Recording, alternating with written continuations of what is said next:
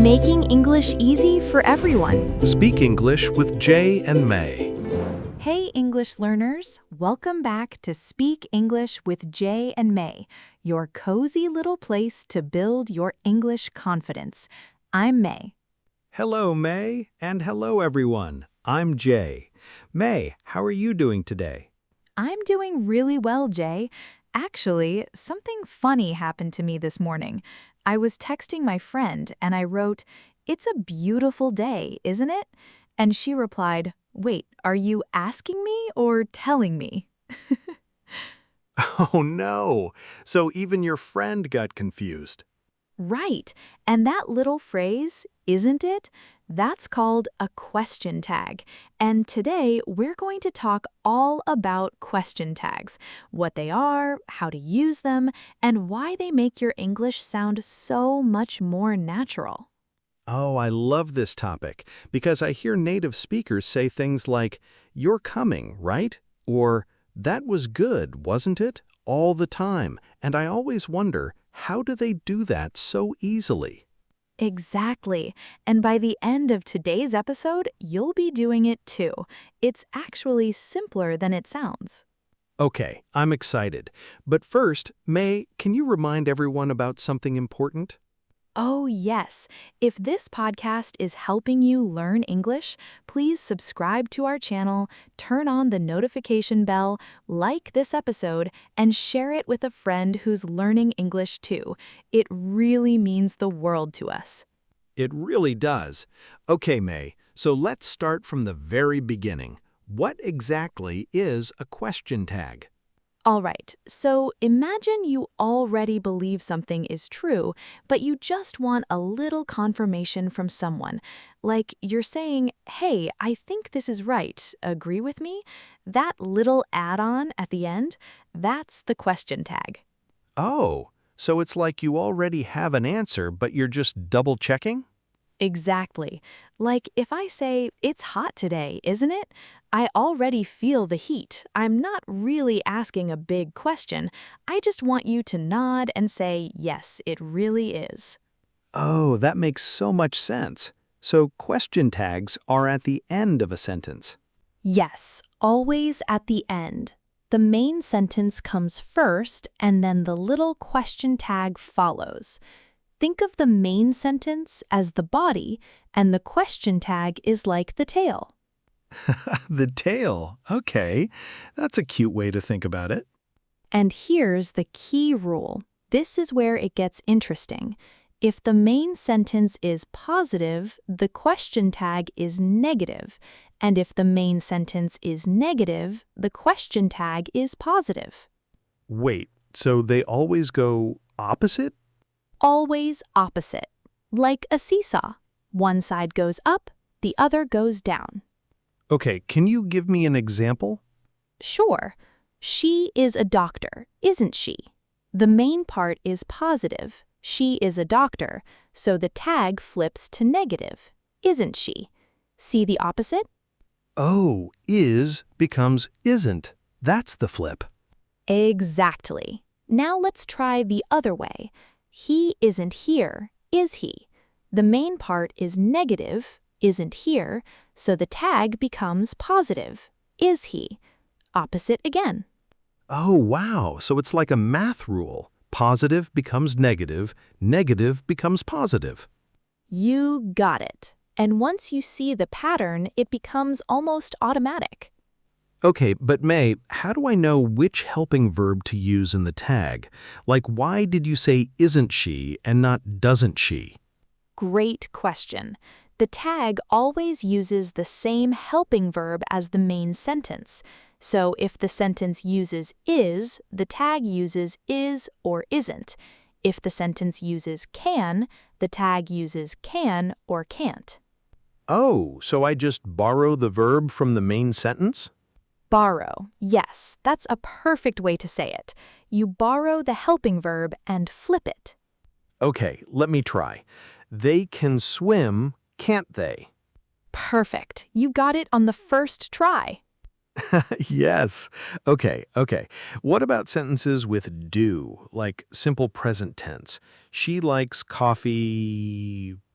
Right. So she likes coffee. There's no helping verb showing, right?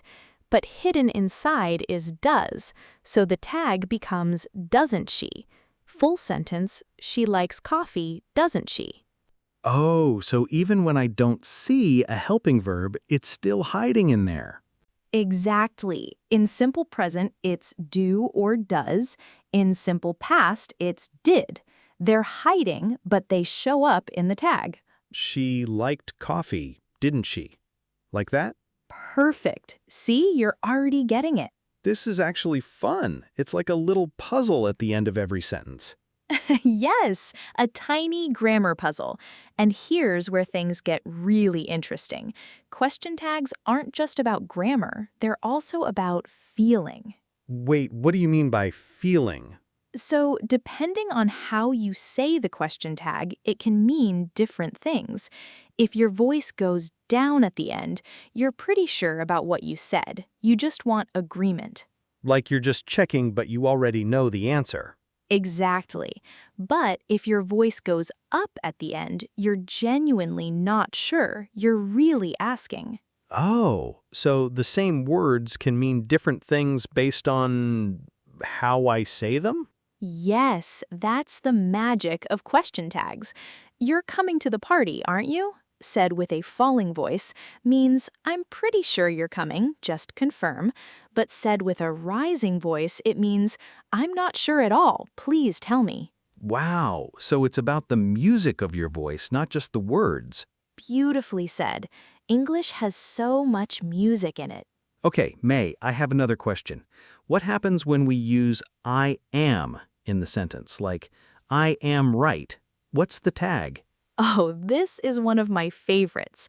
So normally, I am would become am I not, but in natural spoken English, we almost always say aren't I instead. Wait, aren't I? But that's not am not I. I know, it sounds strange, but am I not sounds very formal and stiff. So in real life, people say I'm right, aren't I? It's just more natural. Okay, so aren't I is the exception. Yes, think of it as the one special case. I am, the tag is aren't I. Just remember that one. Got it. Special exception. Aren't I smart for remembering that? See, you just used it perfectly. Oh my gosh, I did. Okay, what about let's? Like, let's go get some coffee. Is there a tag for that? Yes, and it's a fixed one. Let's always tags with shall we? So let's take a break, shall we? Oh, that sounds so polite. Let's go, shall we? I love that. It does sound elegant, right? Very natural in British English especially. Okay, what about commands? Like, open the window. Can I add a tag to that? You can. Commands usually tag with will you or won't you. Open the window, will you? It softens the command, makes it sound more like a polite request. Oh, so instead of sounding bossy, it sounds friendly. Exactly. Be quiet, will you? Is much softer than just be quiet. The tag takes the edge off. This is so useful. I never knew that little will you could change the whole feeling of a sentence. That's the power of question tags. They don't just add grammar, they add tone, softness, connection. Wait, here's the interesting part. You said connection. What do you mean? So think about it. When you use a question tag, you're inviting the other person into the conversation. You're saying, hey, I want to hear from you. What do you think? It creates a little bond. Oh, that's so warm. It's not just grammar, it's like reaching out to someone. Exactly. Native speakers use question tags all the time, not because they don't know the answer, but because they want to connect. Nice weather today, isn't it? You know it's nice, but you want the other person to feel included. That's actually kind of beautiful. Very philosophical for a grammar lesson, right? Okay, May, so let me recap what we've learned so far. Question tags go at the end of a sentence. Positive sentence, negative tag. Negative sentence, positive tag, and you borrow the helping verb from the main sentence. Perfect summary. And if there's no visible helping verb, like in simple present or past, you bring in do, does, or did. And I am tags with aren't I, the special one. You've been paying attention. I'm impressed. Of course. Okay, can we do some more examples, like real-life situations? Yes, let's do it. Imagine you're at a cafe with a friend. You finish your coffee and say, "That was really good, wasn't it?" Oh, and the friend says, yes, it really was. And now you're both connected over coffee. Exactly. Or you're on the phone with someone and you say, "You haven't forgotten about the meeting, have you?" Oh, that one sounds a little worried. Right, because the main sentence is negative, haven't forgotten, so the tag flips to positive, have you, and the rising tone means you're genuinely a little nervous they forgot. This is so real. I can picture that conversation. Or at work, we need to finish this by Friday, don't we? Checking in with a coworker, making sure you're on the same page. Don't we? Because we need is positive, so the tag is negative. Didn't we? Wait, no, don't we, right? Yes, exactly right. See how naturally you're thinking about it now? I'm surprising myself.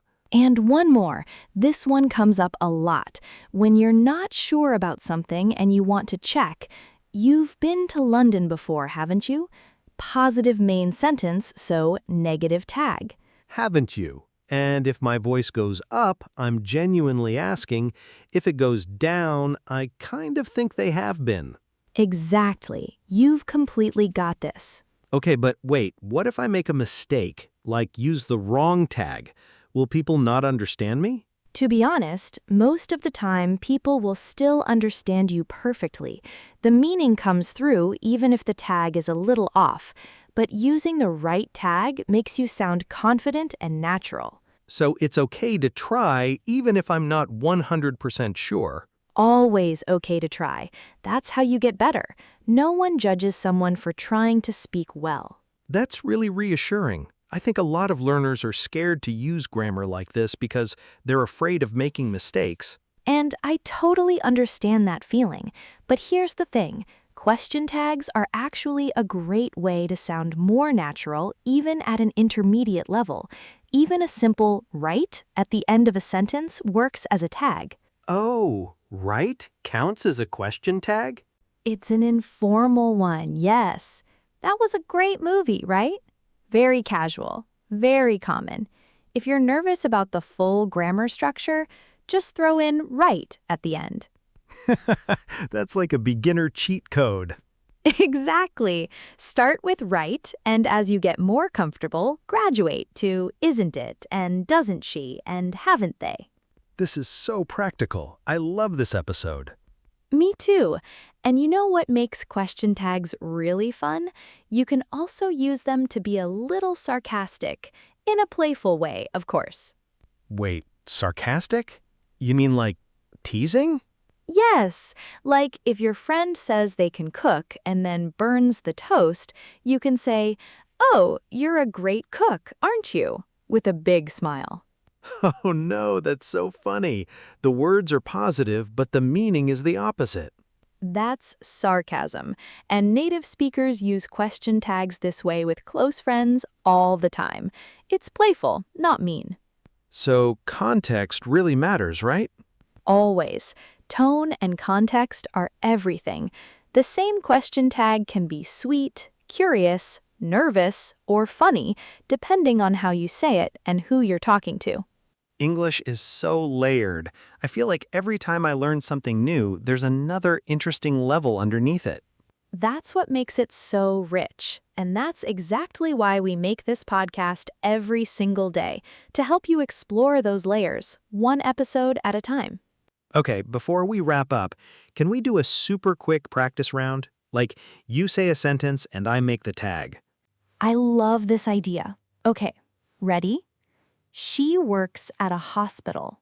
Doesn't she? She works at a hospital, doesn't she?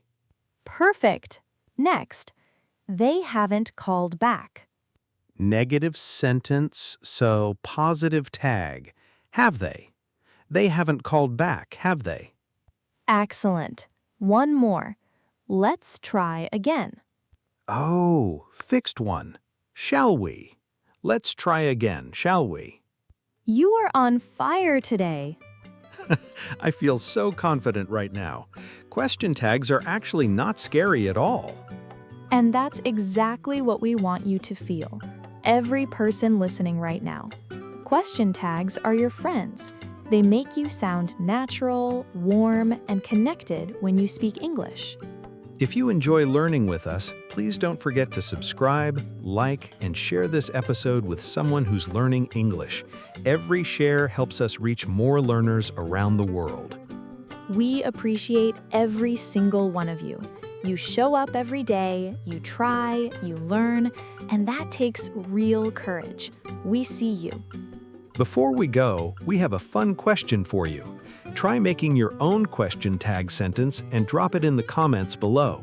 Like, English is fun, isn't it? Or, you're learning a lot, aren't you? We want to see your examples. Yes, show us what you've got. There are no wrong answers, just brave learners trying something new. We'll see you in the next episode. Take care, keep practicing, and remember, every sentence you speak brings you one step closer to fluency. Bye for now. Bye, everyone.